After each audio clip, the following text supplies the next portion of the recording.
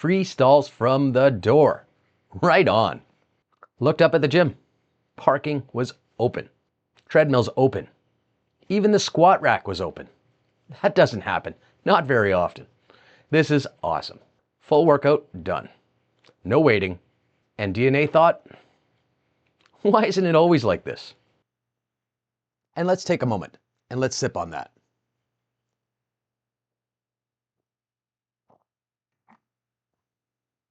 Parking is tight.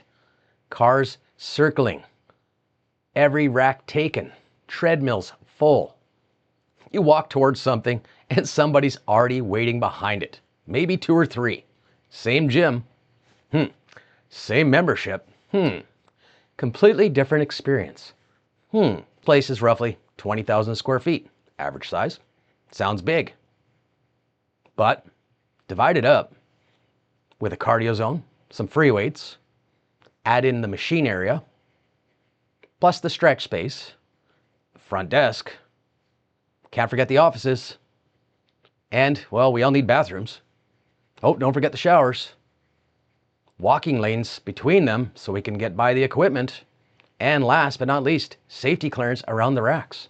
That 20,000 square feet shrink fast. At a comfortable flow, maybe 150 people move around well in here. At 300, it feels busy. You notice it. You start waiting endlessly. So during rush hour, the question came up, naturally. How many people are in here right now? The survey said right around 300. Wow. 300. That tracks. It feels packed. Now let's run the math.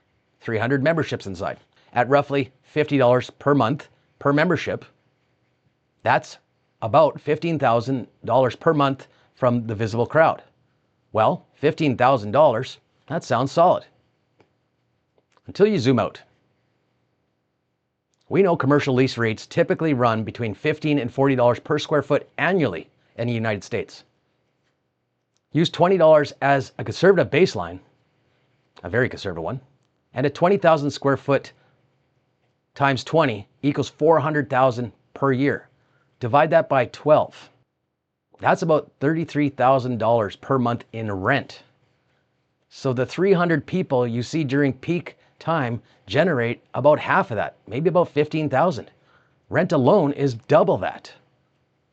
That doesn't even cover half the building costs. Not at all. And that's before payroll, before even electricity comes in. Hell, before maintenance. What about cleaning? Hey, we all need insurance, can't get away from that. So clearly, the gym isn't operating off those 300 people you see, not at all. Now, assume total operating costs land around, I don't know, $70,000 per month, pretty average. That's realistic for a facility this size. Divide $70,000 by $50 memberships. That's roughly 1,400 members. Rounded up properly, about 1,500 members just to operate. That's 1,500 members just to operate. Before profit, no expansion plans, nothing, just running to stay open. Wow. Now, let's look at a comparison. If the gym has around 1,500 members and only 300 show up during peak time, that's 20% of the entire membership inside at once. Wow.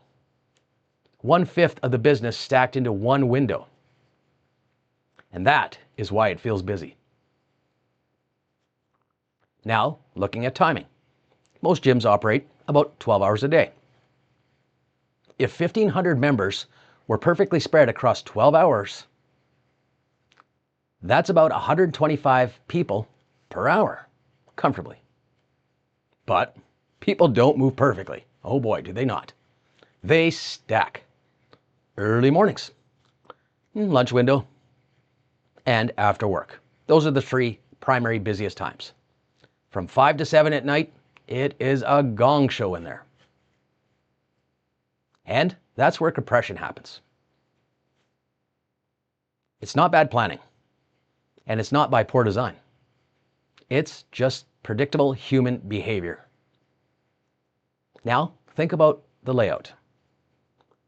Gyms cluster high demand equipment together. Why? Well, cardio rows, machine banks, cable stations. The turnover is fast there.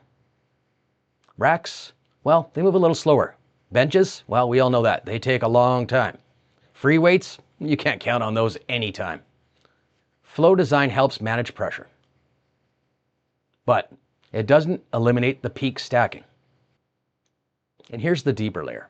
If the gym built itself large enough to make 5 o'clock feel empty, 3 o'clock, well, that would feel really oversized. Machines would be just sitting unused endlessly for hours. Lights and air running for empty square footage. Staff would be happy. Empty space costs money, especially in warehouse styles. So gyms build for average usage, not peak comfort. That is the structure. 3 stalls from the door, rack open, workout smooth, 15 minutes saved, same membership, different hour, different value. Most people don't quit because they hate training. Some do.